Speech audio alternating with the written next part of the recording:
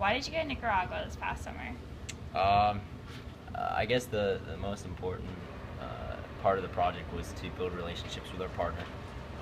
In the past, we've done projects with student with services. However, they can hear me. It's not like it's a problem because on projects in the past we haven't been able to build our relationship with a partner, and we believe, as GlobeMed believes that relationships are one of the most important parts to working with a community partner abroad. We believe that, and it definitely showed when we got to Nicaragua. Our partner we didn't have a relationship with him, and we could tell by the end of the time that we had worked with him, he was much more dedicated to the project. He was like he had this passion to make sure the project was going to happen, and it was an incredible difference with where we were going before and after the trip, and how much that relationship meant to the project that we were doing. So that was probably one of the most important things of what we did. In addition to the relationships building, it was to make sure to get a baseline of what on the domestic violence shelter that we were working on, and we had been raising money for the past 2 years. We had about $20,000, and that money was going to the shelter, and we wanted to make sure that that money that there was a good structure for that money to be used, and that everyone was on the same page about where that money was going to go, and so yeah, so we talked about where that money was going to go, and then we helped, here and there, building a fence, demolishing a fence, things that we could manage with our little skills of Duke students, what we could do to fix the shelter while we were there in 3 weeks. Okay. Yeah. So why did you guys choose to build the domestic violence shelter? Why did we choose domestic violence shelter? Mm-hmm. So we actually don't choose the project, and I firmly believe that when you're doing work abroad, it's not what you want, it's not what you think is best, it's not where your interests lie.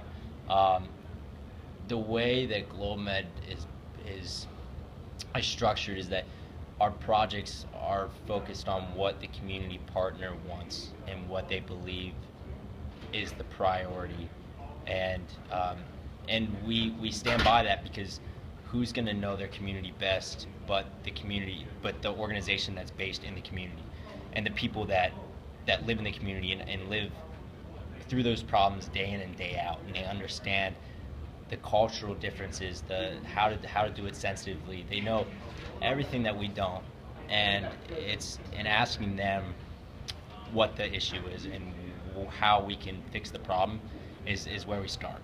So they said domestic violence shelter, or they said domestic violence was a huge problem, and there it's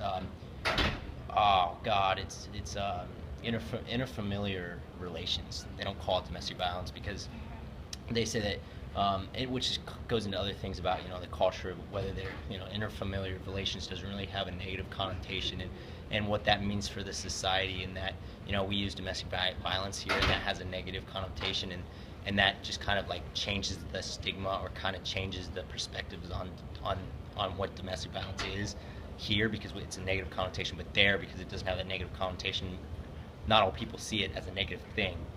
Okay. Which is a huge, it's just in the wording, just in the semantics of what domestic violence is difference between our communities. So that's another thing that, going in, we had no idea, and little things like that add up, and they affect, what we're going to do when we pick a project that we're going to be doing abroad.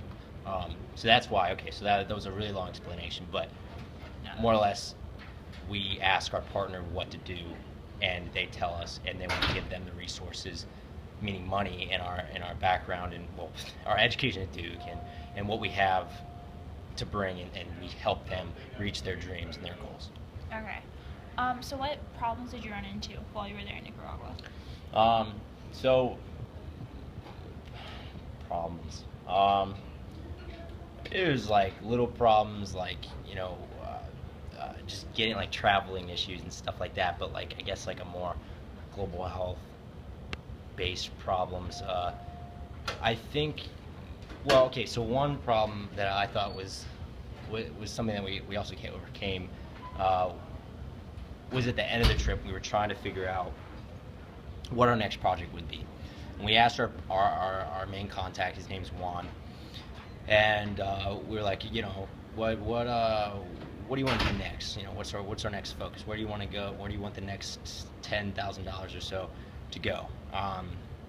And he was kind of like sat back in his chair and he was like, wait, you're asking me? And he was like, wait, this isn't how this works. You tell me what to do with your money, and I'll put it wherever you want me to put it. And it was like we had this discussion for a while, and we were like trying to convince him that we wanted to know what he wanted to do, and that we were going to put the money where he wanted to put it. And so that was one of the challenges we faced.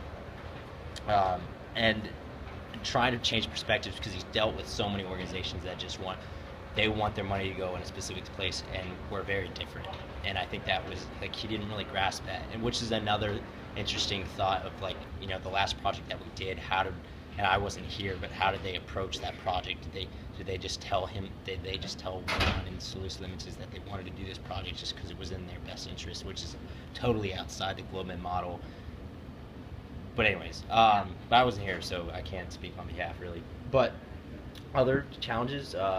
So we went in thinking that the government was going to be helping with the project, and we didn't. We were hoping that I think they were gonna double the amount of money that we put into it, so they were gonna put like $40,000 in the project. And we got there, and I guess like the reality set in that it was actually gonna happen. And the government was like, whoa, like maybe we shouldn't, like we should have ownership of this shelter. If we're going to give you the $40,000, and we're like, hell no, like you can't have ownership, because if you have ownership and the government changes, then what's the building going to be? Where are you going to take it? What are your goals going to be? What are your missions going to be? What are you going to have these underlying perspectives on what the shelter is that's going to change? What's best for the community and things like that. And I mean, there's so many. I mean, I could talk for like an hour about all of the elements that went into why they changed their decision. But I mean, basically, I mean, they had a woman in power in the community, and they wanted to. She was a puppet, more or less. She was just a figure, showing the community that this political party could have a woman in power, but really she wasn't in power. She was just a face, and there was men below her puppeting her around, more or less, and they were telling her, do this, do that, for the sake of making the national government happy, we shouldn't be focused on this shelter, we should be focused on something else. But then at the same time, like the whole community wanted this domestic violence shelter. So does she want the national government to be happy with her, or does she want the community that she works in to be happy with her? And because who's going to be voting, who's going to get her into who's going to reelect her, things like that. And I don't know all the how all that works, but yeah, she was thinking about what's the best interest for her, and she was going to make that decision based on that, and that in the end decided that she wasn't going to invest money in the project.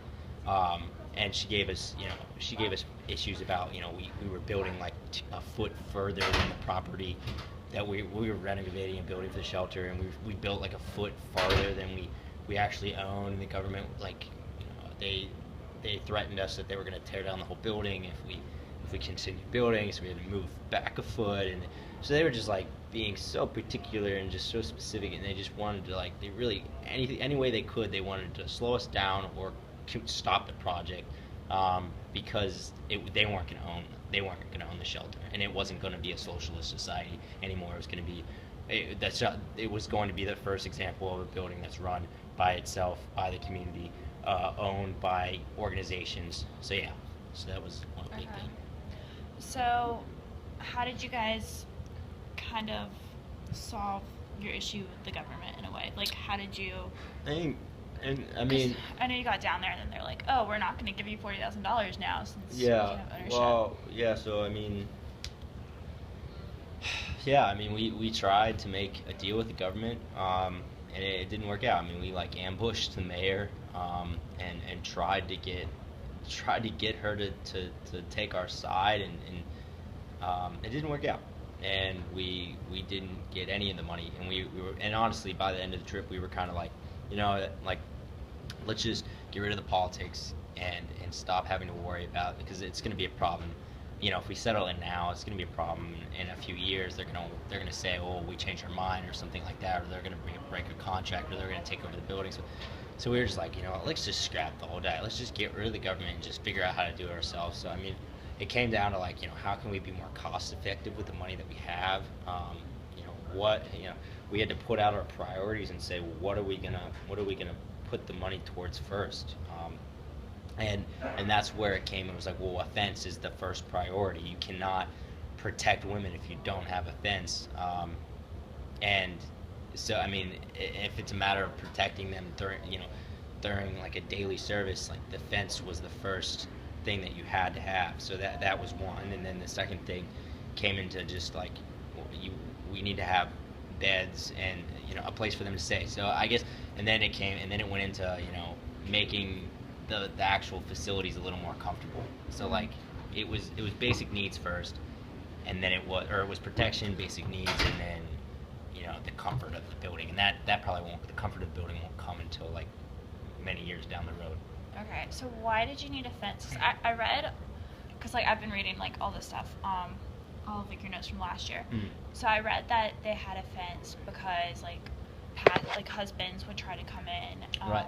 and attack the wives and like killed an infant. Is that like all there is to it, or is there? Yeah, no, I mean, Okay. I think there's more. that's basically it. Yeah, I mean, you have you have men coming and trying to hurt the women. The old fence I think they had a story of where a man like jumped over the fence trying to get to his woman, and men truly believe that they own their women. It's a culture of machismo. Machismo. Am I saying it right? Machismo? Yeah. See. Sorry. But that culture is that people believe that they own their women, and a fence isn't going to stop them from their property, more or less. Right. So yeah, I mean, the fence that we build now is going to stop a truck. So. So what do you think?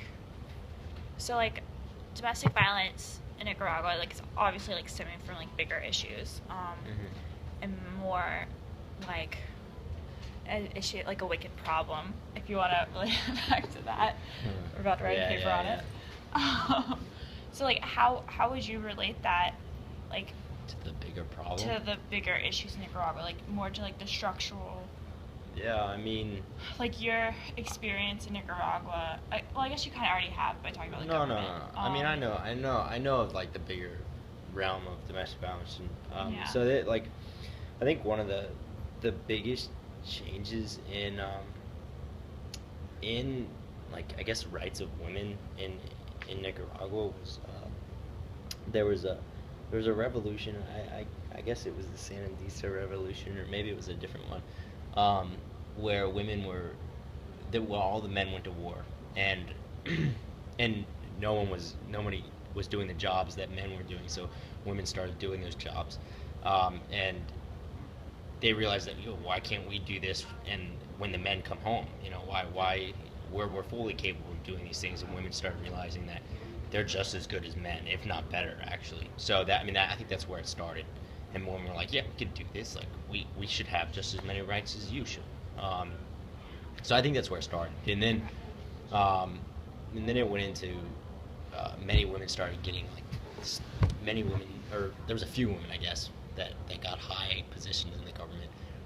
There was a police commission that was a woman, and she was kind of like a symbol. So there was many women that were symbols of women's rights, and that also sparked a large movement. And I guess so. I think, and I guess that neither of those are policy things. It's just a matter of like women just like doing their thing and fighting for their rights. But I mean, policy-wise, I mean, I can't imagine, the policy, the government that's in there right now would actually be okay with would actually make a policy happen that's for women's rights. Maybe I don't know enough about the politics right now in Nicaragua to make that statement, but But oh gosh, I mean.